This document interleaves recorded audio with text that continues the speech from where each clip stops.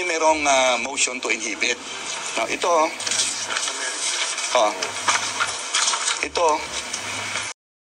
the commissioner and her two deputies. Na-receive na to ngayon, no? Itong kopya natin, wala pa itong tatak kasi nasa press kit to. Korte, NTC. Ang complainant, NTC rin. Ayan, no? Complainant. Oo. Pag ngayon, ito yung order.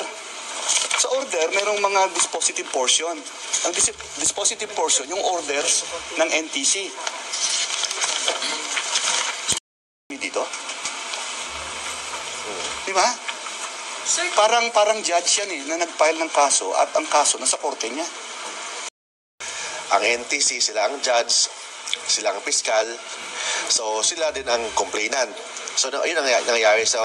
We cannot expect justice from the NTC in this case.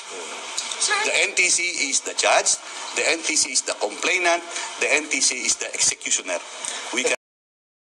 Hi guys, magandang araw po sa inyo lahat. Ito na naman po ang inyong lingkod, si DIY KKB Informative. At matutunghayan nyo po ngayon ang balita patungkol sa prangkisa ng SMNI. Napakalungkot po. Kasi ang nag-aakusa, yun din ang judge at yun din ang piskal. So meaning to say, ang sinasabi nila dito, hindi sila makakakuha ng hustisya para doon sa kanilang kaso patungkol doon sa prangkisa ng SMNI. So tunghayan po natin ang mga balita sa ating mga news. Ito na po. At bago po tayo magsakol, maraming salamat po sa aking mga viewers at lalong-lalo sa aking mga subscriber na patuloy na sumusuporta sa ating YouTube channel, DIY KKB Informative. So ito na po, mabilisan lang po kung ano yung nangyayari na sa kaso ng SMNI franchise.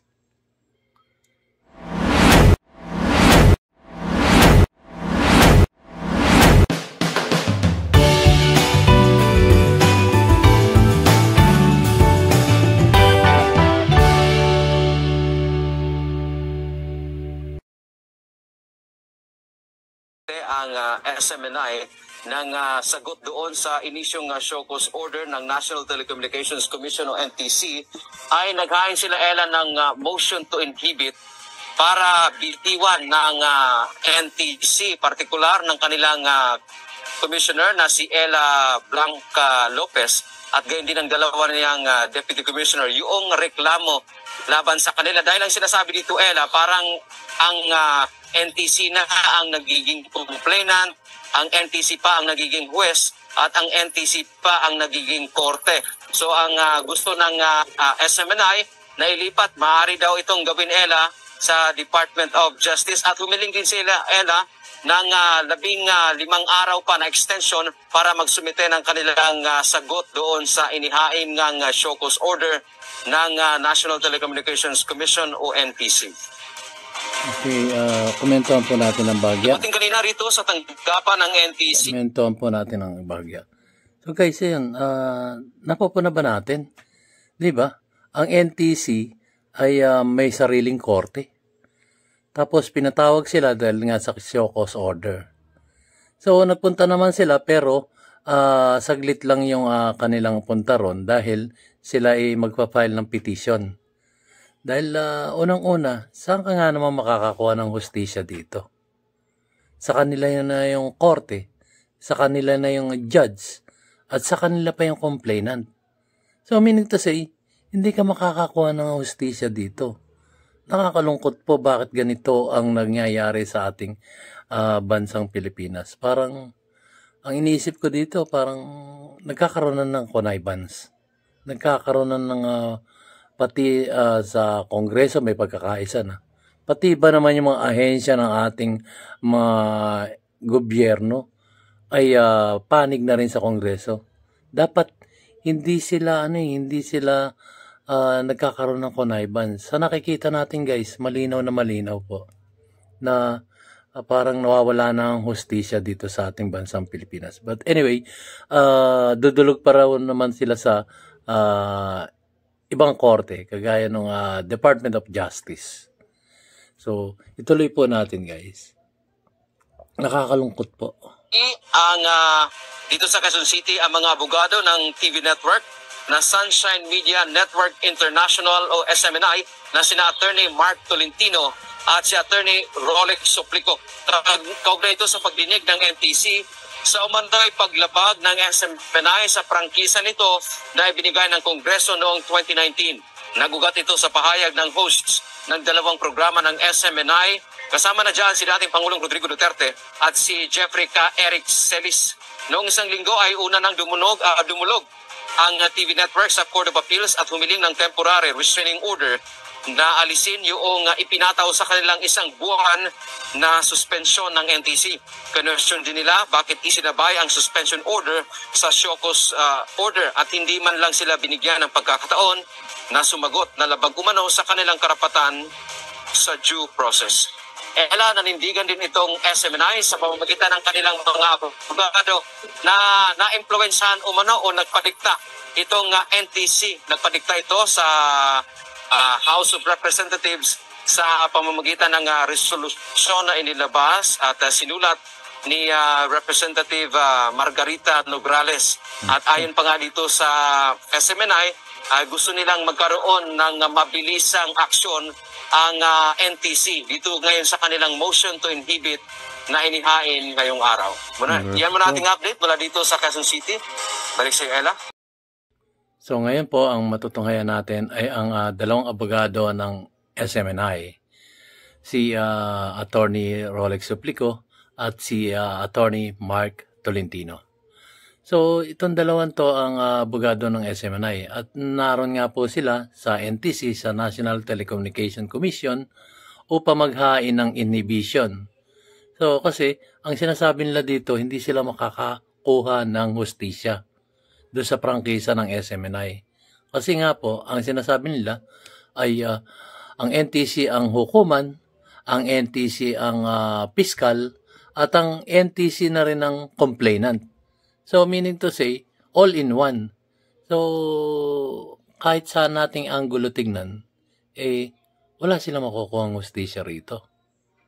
So, nagpalit silang inhibition at kung mag-i-inhibit yung mga judges na yon ay maaaring i-refer to sa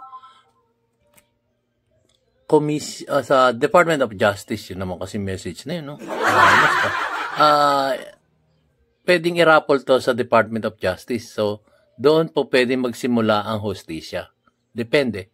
Pero, titingnan natin. At pakinggan natin sila kung ano yung kanilang mga sinasaad dito. The Commissioner and her two deputies. Na-receive na to ngayon, no? Itong kopya natin, wala pa tong tatak kasi nasa press kit to. Pero na-receive na ito at final na namin sa hearing officer. Okay? Ngayon, bakit kami merong motion to inhibit? Now, ito, ito, Sir, pakitaas. ito, sige. Dahil lang, di kumano. Okay, ito, sige. Kasi, ang korte, NTC. Ang complainant, NTC rin. Ayan o, complainant. Oo. Pag ngayon, ito yung order. Sa order, merong mga dispositive portion. Ang dispositive portion, yung orders ng NTC. Ito yung mga dispositive portion, no? Hereby directs, hereby orders, hereby enjoin. May mando.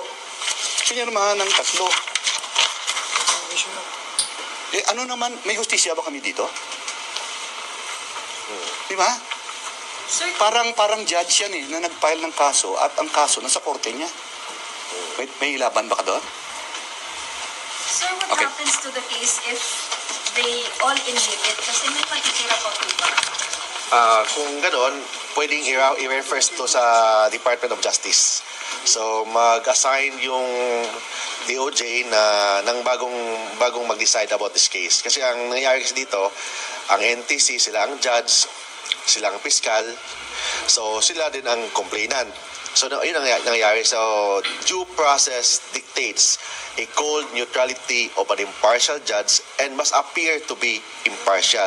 So, hindi na sila impartial but must appear to be impartial. And we cannot expect due process in this office. Lalo na sa tatlong yung commissioner at yung dalawang deputy commissioners.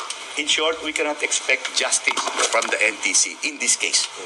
Sir, The NTC is the judge, the NTC is the complainant, the NTC is the executioner. We cannot expect justice from the NTC. sir, ano pong nangyari doon sa hearing kanina? Well, dito nag-question kami sa authority kasi we feel that the three commissioners, that commissioner and her two deputies, dapat sila ang nag-hear ng kaso because this is of utmost importance and the public is interested in this issue. Ang public interest ito mataas, dapat silang tatlo ang nag-hear dito. So, diniligate nila yun sa hearing officer. So, kinwestiyon namin, ano bang authority ng hearing officer para mag-conduct ng hearing instead of the commissioner and her two deputies? Is not the usual. So yan po guys, so napakinggan nyo na yung dalawang abogado ng SMNI. Ito po usapan pong prangkisa ito eh. Nagsimula po ito sa lower house o sa mababang kapulungan ng Kongreso, ini-hearing, tapos 'di ba nakita nyo naman doon, nagkaroon din ng impartiality doon. So ngayon, kinasuhan sila ng NTC na meron silang nilabag na mga batas patungkol sa telecommunication sa kanilang programang at news na Sunshine Media. Kasi ang Sunshine Media ang merong lisensya para mag-ere. So yun, narito na sila. At yun nga, ang nakakalungkot nga dito, ang NTC ang husgado, ang NTC rin ang judge, at ang NTC rin ang piskal doon sa kasong prangkisa ng SMNI. Nakakalungkot po guys. Nakakalungkot po. Parang ang basa ko rito, parang ang mga opisyalis ng gobyerno ayaw nang bumitaw sa kanilang kapangyarihan. Ginagamit na nila ang kanilang kapangyarihan para lang manatili sa kanilang mga posisyon. At may nababalitaan nga po tayo na babaguhin yung konstitusyon. At sa kanilang pagtatagpo, ang kanilang first meet up doon sa Kongreso ay tatalakayin nila agad-agad ang pagbabago ng konstitusyon. Nakakalungkot po talaga. Talagang ayaw na sila magbitawan sa kanilang mga tungkulin. Kumbaga, nakikita ko rito, nasisilaw na sila sa kapangyarihan. Nakakalungkot po. Nakakalungkot po talaga. Sana naman, hindi magulo ang taong bayan. Kasi pagka nag-alboroto ang taong bayan, hindi natin alam kung ano ang po pwedeng mangyari, guys. So, nakakalungkot po. Wala na. Lunod na sila sa kapangyarihan. Sa nakikita ko po. Lunod na sa kapangyarihan ang mga nanunungkulan sa ating gobyerno. Nakakalungkot po. Nakakalungkot po talaga. Naway masolusyonan po ito ng agad-agaran. So hanggang dito na lamang po guys. At maraming salamat po sa aking mga viewers. At lalong-lalo na sa aking mga subscriber na patuloy na sumusuporta sa ating YouTube channel, DIY KKB Informative. So, maraming salamat po guys. See you on my next vlog.